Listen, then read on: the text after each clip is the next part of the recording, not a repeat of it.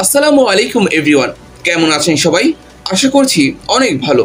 Free kick বিডির আরও একটি নতুন ভিডিওতে আপনাদের স্বাগত। আপনারা নিশ্চয়ই জানেন, এবারের এফসি চ্যালেঞ্জ লিগের গ্রুপ পর্বে বাংলাদেশের একমাত্র প্রতিনিধি বসুন্ধরা কিংস।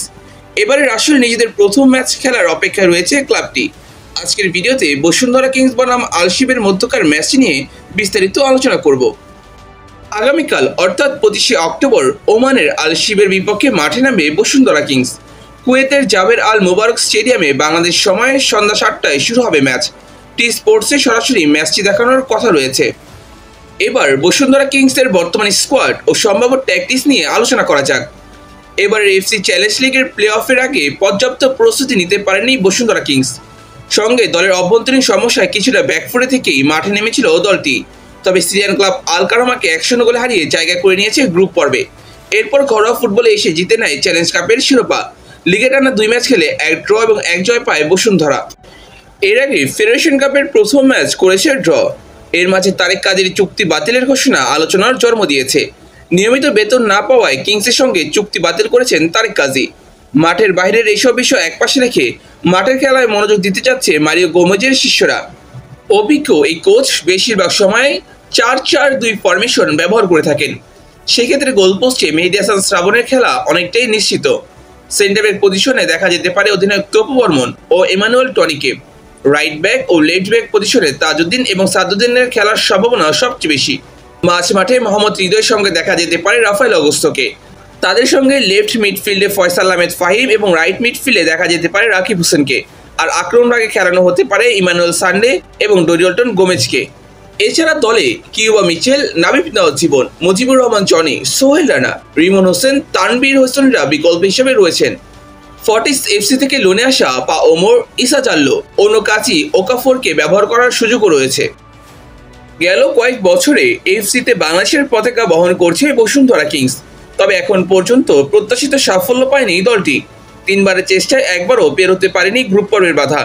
এখন পর্যন্ত এফসির আসরে 17 ম্যাচ খেলে 8 জয়ের সঙ্গে 3 ড্র আর 6 হার কিংসের।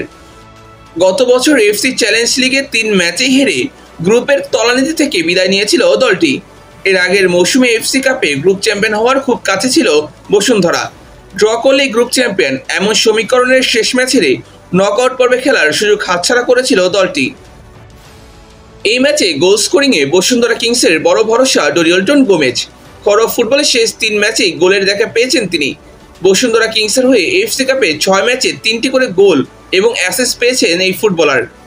এদিকে প্লে অফে গোল করে দলকে গ্রুপ পর্বে তোলা সানডে ইমানুয়েলের দিকেও নজর রাখতে হবে। অভিজ্ঞ এই নাইজেরিয়ান যে কোনো মুহূর্তে পার্থক্য গড়ে দিতে পারেন।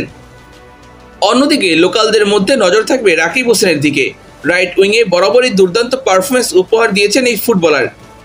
মিডফিল্ডে রাফায়েল অগস্টোর ওপর নির্ভর করবে বসুন্ধরা কিংস। ম্যাচের নিয়ন্ত্রণ রাখতে এবং আক্রমণের সূচনা করতে রাফায়েলের পারফরমেন্স বড় ফ্যাক্টর হিসেবে কাজ করবে। এদিকে আলোচনা হলেও কিউবা মিচেল হয়তো দ্বিতীয়ার্ধে বদলি হিসেবে মাঠে নামার সুযোগ পাবেন। শেষ লিগের ম্যাচে তিনি বদলি হিসেবে মাঠে নেমে ঝলক দেখিয়েছিলেন। এই ম্যাচও শেষ দিকে কিউবাকে কাজে লাগানোর পরিকল্পনাই করছে বসুন্ধরা কিংসের কোচ। সবকিছু মিলিয়ে বাংলাদেশের ঘরোয়া ফুটবলে নিয়মিত পারফর্ম করা টনি, রাফায়েল, সানডে, ডরিয়ল্টনের সঙ্গে রাকিব, তোপদের মতো পুরনো সৈন্যদের ওপর ভরসা রাখছে বসুন্ধরা। এদিকে বসুন্ধরা কিংসের প্রতিপক্ষ আল শিব নামে ভারে বেশ শক্তিশালী। ওমান প্রিমিয়ার লিগের 4টি শিরোপা রয়েছে তাদের। 3 বছর আগে চ্যাম্পিয়ন হয়েছিল এফসি কাপে। শেষ 5 মৌসুমে 6টি শিরোপা জয় থেকেই আল শিবের শক্তি সম্পর্কে ধারণা পাওয়া যায়। ওমান জাতীয় দলের 12 জন ফুটবলার রয়েছে এই দলটিতে। দলটির ফুটবলাররা শারীরিকভাবে বেশ শক্তিশালী। চলমান ওমান প্রিমিয়ার লিগের 4 ম্যাচে 10 পয়েন্ট নিয়ে টেবিলের দ্বিতীয় স্থানে রয়েছে দলটি। গত মৌসুম সহ টানা 3 মৌসুম এবং শেষ 5 মৌসুমের মধ্যে 4টি লিগ শিরোপা ঘরে তুলেছে আল শিব। তাই ওমানের শক্তিশালী ক্লাবটি বসুন্ধরা কিংসের জন্য বেশ কঠিন চ্যালেঞ্জ নিয়ে অপেক্ষা করছে। বাংলাদেশের বসুন্ধরা কিংস কি পারবে ওমানের আল শিবকে হারিয়ে গ্রুপ পর্বের প্রথম জয় তুলে নিতে? কমেন্টে জানিয়ে দিন আপনার মতামত। এতক্ষণ সঙ্গে থাকার জন্য অবশ্যই ধন্যবাদ।